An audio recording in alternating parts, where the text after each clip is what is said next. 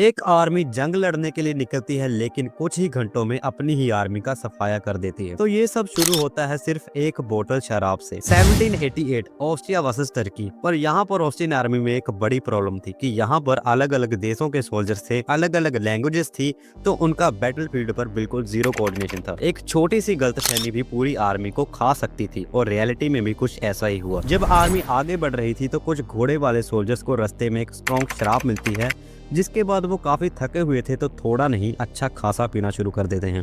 तभी पैदल चलने वाले सोल्जर्स वहां पर आते हैं और बोलते हैं कि भाई थोड़ी शराब इधर भी, लेकिन आगे से जवाब आता है कि नहीं मिलेगी और यही ईगो, गुस्सा और शराब एक साथ मिल जाते हैं। फिर अचानक से गोली चलती है, किसी ने चिल्लाया कि तुर्क आ गए। बस फिर क्या था, डर, पैनिक और कंफ्यूजन। सब अपनी अपनी लैंग्वेज में चिल्लाना शुरू कर देते हैं और यहीं पर एक जर्मन ऑफिसर चिल्लाता है हॉट हॉट, मतलब कि रुक जाओ। लेकिन वहीं पर कुछ सोल्जर्स समझ लेते हैं अल्लाह अल्लाह, और यहीं से उनको कंफर्म हो जाता है कि अब अटैक हो चुका है। इसी के बीच एक ऑफिसर ने भागते हुए सोल्जर्स को देखा और उन्हें एनिमी समझते हुए सीधा तोप चलाने का ऑर्डर दे दिया। इसके बाद ऑस्ट्रियन आर्मी बस अपने आप से ही लड़ती रही, नो एनिमी, सिर्फ सेल्फ डिस्ट्रक्शन। जिसके बाद जब सुबह हुई तो सच सामने आया कि जो मरे, जो जख्मी हुए, सब ऑस्ट्रियन सोल्जर थे, कोई भी दुश्मन का सोल्जर नहीं था। और फिर 2 दिन के बाद टर्की की आर्मी आती है, देखती है कि शहर तो बिल्कुल खाली है और बिना एक गोली चलाए शहर उनका हो जाता है।